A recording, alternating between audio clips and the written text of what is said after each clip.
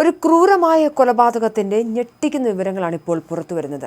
ഗവി മീനാറിലെ ഉൾക്കാട്ടിൽ അംഗനവാടി ഹെൽപ്പറായ 32കാരിയെ ക്രൂരമായ പീഡനത്തിനിരയാക്കി കൊലപ്പെടുത്തിയ കേസിൽ മൂഴിയാർ സ്വദേശിയായ വിനോദ് കുമാറിനെ പോലീസ് അറസ്റ്റ് ചെയ്തു.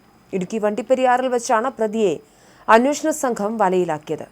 സ്വന്തം മകളെ ഒരു ബസ് സ്റ്റോപ്പിൽ കാത്തുനിർത്തിയ ശേഷമാണ് പ്രതി കൊടും ക്രൂരതയ്ക്ക് മുതിർന്നതെന്നത് സംഭവത്തിന്റെ ഭീകരത വർദ്ധിപ്പിക്കുന്നു. മുൻപും സമാനമായ കുറ്റകൃത്യങ്ങളിൽ ഏർപ്പെട്ട് ജയിൽ ശിക്ഷ അനുഭവിച്ചിട്ടുള്ള വ്യക്തിയാണ് പിടിയിലായ വിനോദ് കുമാർ.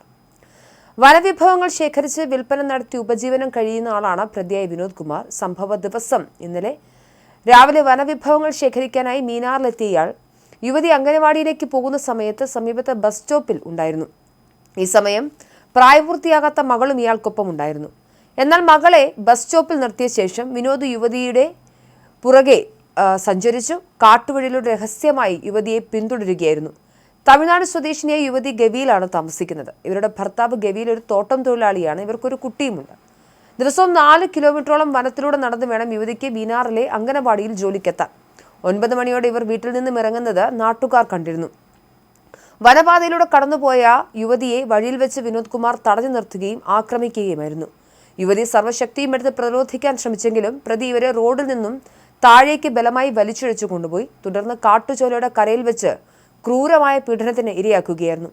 മൽപ്പിടുത്തത്തിനിടയിൽ യുവതിക്ക് ഗുരുതരമായി പരിക്കേൽക്കുകയും പീഡനത്തിനൊടുവിൽ യുവതി മരിച്ചുവെന്ന് ഉറപ്പായതോടെ വിനോദ് കുമാർ യാതൊരു ഭാവവ്യത്യാസവുമില്ലാതെ തിരികെ പ്രധാന റോഡിലേക്ക് വരികയും ബസ്സിൽ കയറി വണ്ടിപ്പെരിയാറിലേക്ക് രക്ഷപ്പെടുകയുമായിരുന്നു.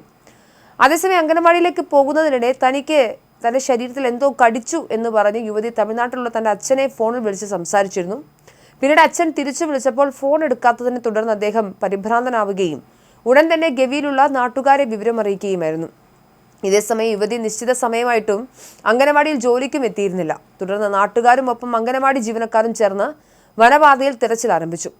ബുധനാഴ്ച രാവിലെ 11 മണിയോടെയാണ് കാട്ടുചോലയുടെ കരയിൽ വസ്ത്രങ്ങൾ കീറിപ്പറഞ്ഞ നിലയിൽ യുവതിയുടെ മൃതദേഹം നാട്ടുകാർ കണ്ടെത്തുന്നത്. ശരീരമാകെ മുറിവേറ്റ നിലയിലായിരുന്നു. സംഭവ സ്ഥലത്ത് വലിയ രീതിയിലുള്ള മൽപ്പിടുത്തം നടന്നതിന്റെ ലക്ഷണങ്ങൾ ദൃക്സാക്ഷികൾ കാണുകയുണ്ടായി. ഉടൻ തന്നെ പോലീസിൽ വിവരമറിയിക്കുകയും പോലീസ് നടത്തിയ ഊർജിതമായ അന്വേഷണത്തിനൊടുവിൽ വണ്ടിപ്പെരിയാറിൽ ഒളിവിൽ കഴിഞ്ഞിരുന്ന പ്രതിയെ പിടികൂടുകയുമായിരുന്നു. ഒരു മുൻ കുറ്റവാളി വീണ്ടും ഇത്തരമൊരു ദാരുണമായ കൃത്യം ചെയ്തത് ഗവി മേഖലയാകെ വലിയ ഭീതിയിലാഴ്ത്തിയിരിക്കുകയാണ്. നിത്യേന ഉപജീവനത്തിനായി വനപാതയെ ആശ്രയിക്കുന്ന ഒരു സാധാരണ അംഗനവാടി ജീവനക്കാരിക്ക് ഒരു മുൻ ജയിൽ പുള്ളി ഒരുക്കിയ കെണിയിൽ ജീവൻ നഷ്ടപ്പെടേണ്ടി വന്നത് സമൂഹത്തെ ആകെ ലജ്ജിപ്പിക്കുന്നതാണ്. കുറ്റവാളികൾ ശിക്ഷിക്കപ്പെട്ടാലും വീണ്ടും സമൂഹത്തിലേക്ക് ഇറങ്ങി സമാനമായ ക്രൂരതകൾ ആവർത്തിക്കുന്നു എന്നത് നിയമവ്യവസ്ഥയുടെയും നിരീക്ഷണ സംവിധാനങ്ങളുടെയും പോരായ്മകളിലേക്ക് തന്നെയാണ് വിരൽ ചൂണ്ടുന്നത്. ഉൾക്കാടുകളിലും തോട്ടം മേഖലകളിലും ജോലി ചെയ്യുന്ന സ്ത്രീകളുടെ സുരക്ഷ ഉറപ്പാക്കാൻ ശക്തമായ മുൻകരുതലുകളും കർശനമായ പോലീസ് നിരീക്ഷണവും അടിയന്തരമായി ഉണ്ടാവേണ്ടതുണ്ട്.